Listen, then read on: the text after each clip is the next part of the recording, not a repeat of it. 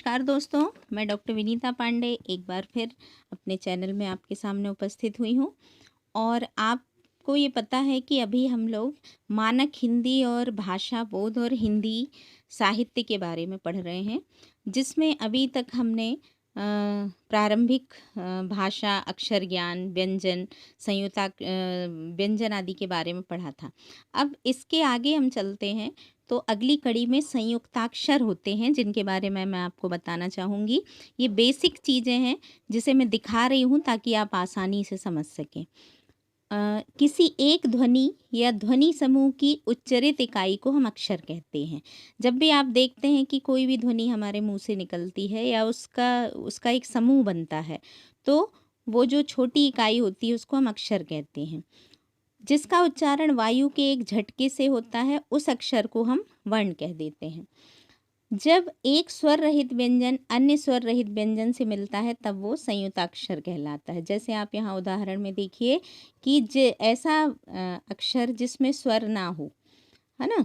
तो यहाँ पर आप देखिए, ये का और ता दोनों को, का के नीचे हलंत लगी हुई है, का और ता को जब हम मिला रहे हैं तो ये इक्त बनता है। संयुक्त में अक्त का यूज होता है।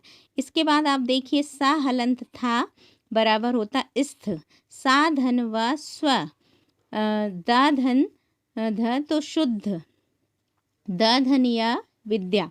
तो उपर्युक्त उदाहरणों में आपने ये देखा कि अलग अलग व्यंजन जो हैं वो मिलकर कोई नया व्यंजन नहीं बना रहे हैं, बल्कि वो संयुक्ताक्षर में पहला व्यंजन जो है वो हलंत के साथ हमेशा प्रयोग होता है और दूसरा व्यंजन जो है वो हलंत के बिना प्रयोग होता है। तो ये आपके संयुक्ताक्षर कहते हैं। तो इनकी विशेषता क्या है कि पहले में हलंत लगा होता है और दूसरे में हलंत नहीं लगा होता है और दोनों व्यंजन से बनते हैं। अब नेक्स्ट हम देखते हैं अनुस्वार बिंदु।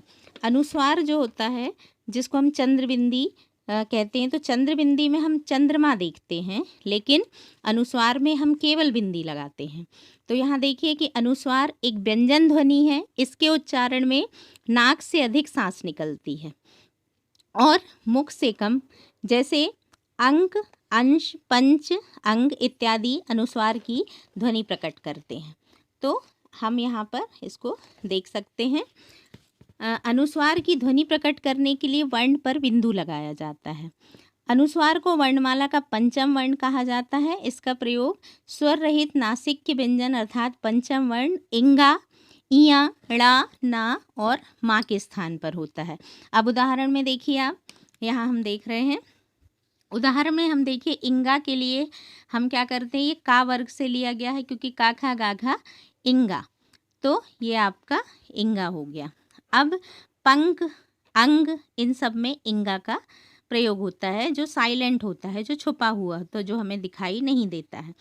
अब आगे हम चलते हैं इया।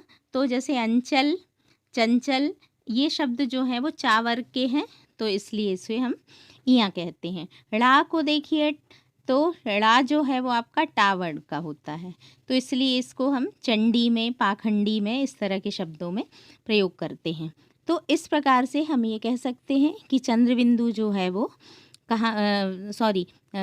आपका जो अनुस्वार जो है, बिंदु जो है वो कहाँ लगाया जाता है, किसी भी ध्वनि को प्रकट करने के लिए वर्ण पर लगाया जाता है। आगे हम देखते हैं अनुनासिक या चंद्रबिंदु।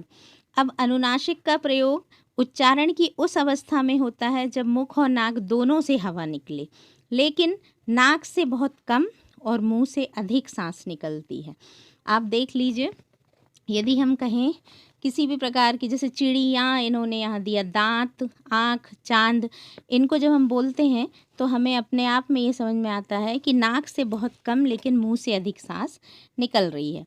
चंद्रबिंदु या अनुनासिक का प्रयोग प्रायः सभी स्वरों के साथ होता है। जिन स्वरों की मात्राओं में सिरोरेखा होती है, वहाँ अनुनासिक का प्रयोग अनुस्वार के रूप में होता है। जैसे आपने देखा चिड़िया, जहाँ पर बिंदी लगेगी, लेकिन अगर उनका बहुवचन हो जाएगा तो ये चिड़ियों में हम अनुस्वार लगाते हैं, लेकिन जब हम चिड़िया होता है तब हम वहाँ अनुनासिक का प्रयोग करते हैं।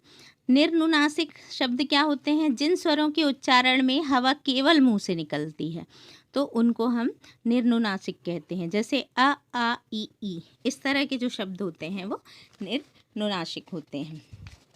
तो इस प्रकार से आज हमने देखा कि संयुक्ताक्षर क्या होते हैं, और इसके बाद अब हम यहाँ आपको बता रहे हैं कि अनुनासिक तथा अनुनासिक अनुस्वार और अनुनासिक चिन्ह का जो प्रयोग होता है वो किस प्रकार से किया जाता है।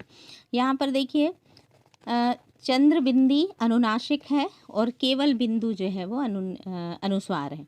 संयुक्त व्यंजन के रूप में जहाँ पंचमाक्षर के बाद समवर्गीय शेष 4 वर्णों में से कोई भी वर्ण हो तो वहाँ पर इसका प्रयोग करते, जैसे गंगा, चंचल, ठंडा, संध्या, संपादक, इसमें क्या है पंचमाक्षर के बाद उसी वर्ग का वर्ण आता है, तब हम यहाँ पर ये लगाते हैं।